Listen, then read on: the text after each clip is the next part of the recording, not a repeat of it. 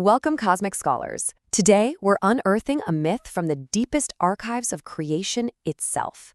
It's a story of light, of shadow, and of the absolutely beautiful, broken things that exist somewhere in between.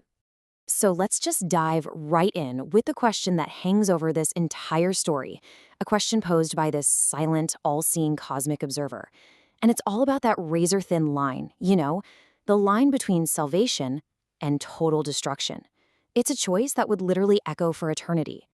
Our story kicks off before the very first tick of a clock in this vast, ancient, silent expanse. And what you're looking at is a desperate chase between two primordial forces. A creator running out of time with an unmaking and oblivion right on his heels.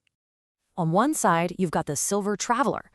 This is a being literally woven from starlight, his very form fraying at the edges as he fled to protect a future only he could see. And on the other side, the insatiable shadow, an entity of pure entropy, whose only desire was to pull every single thing back into a silent, final night. And here's the real kicker, the burden the traveler was carrying. Inside this celestial egg was a world eater, just an infant, but it was the source of a cataclysm that would one day wipe out trillions. He had the power right there in his hands to end it, to stop eons of suffering before it could even start.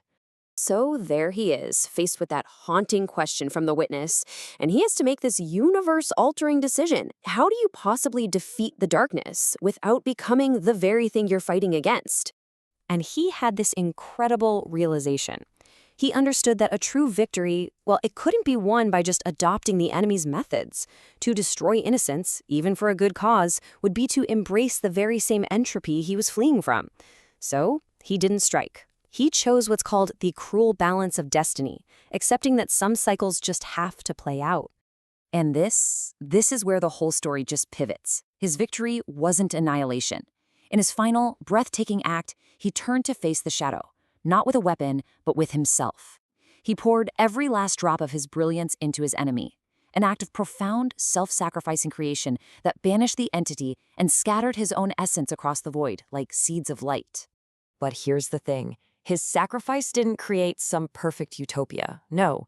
Instead, it bloomed into a garden of flawed, beautiful, and deeply, deeply scarred worlds. From those scattered pieces of him, the first worlds started to form.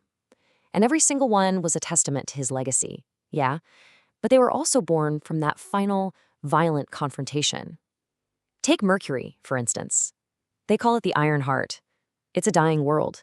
Its surface is perpetually burning, while its very core is shrinking in on itself, a tiny, scarred traveler trapped in a prison of its own gravity. Every single seed of light grew into a world that was marked by cosmic chaos, and this really poignant decay. Mars became the Red Mirror, a rusted graveyard.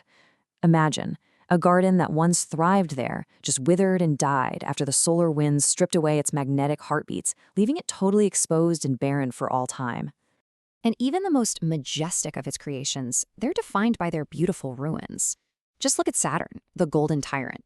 That magnificent crown of rings, it's actually a graveyard. The shattered, icy remains of countless moons, all forever orbiting their magnificent destroyer. Okay, let's focus on one world in particular, because it just brilliantly illustrates this whole theme of broken majesty. A planet that was once perfect, but is now knocked on its side, forever rolling through the void like some lost weeping child.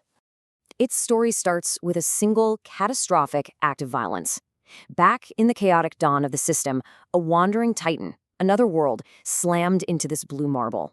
The impact didn't destroy it, but it shattered its grace, leaving a scar that would last for eternity. And because it rolls on its side, it's cursed with these impossible extremes. Can you imagine a summer that lasts for 42 years? A constant, unblinking glare from a sun that never sets. And then you pay the price. A winter that spans an entire human lifetime. 42 years of absolute, soul-crushing darkness. And yet, deep inside this broken world, its violent heart creates something just hauntingly beautiful. The crushing weight of its atmosphere is so intense that it literally squeezes carbon out of the clouds, creating a perpetual storm of diamonds. A rain of jewels, falling down into a deep, dark internal sea, lost to sight forever. This pale blue corpse, Uranus, stands as a silent warning that the heavens are not always neat and orderly. It even keeps a shattered moon. A moon with a cliff so terrifyingly high that you could fall for minutes in the utter silence of low gravity. It is a world of terrible, broken beauty. And all of this, the scars, the decay, the haunting beauty, it all brings us to the final, profound lesson from this archive. It explains how, despite all the darkness, despite everything, the traveler was ultimately victorious. You see, the struggle was never about erasing the darkness. That was the shadow school, a final, silent, perfect emptiness. The traveler's victory was proving that a single act of creation, scattering seeds of light that could bloom even when they were broken and flawed and scarred, is the ultimate defiance against that final nothingness. The traveler's victory shows us that the universe doesn't really offer easy answers or perfect endings. It offers a profound and beautiful mystery.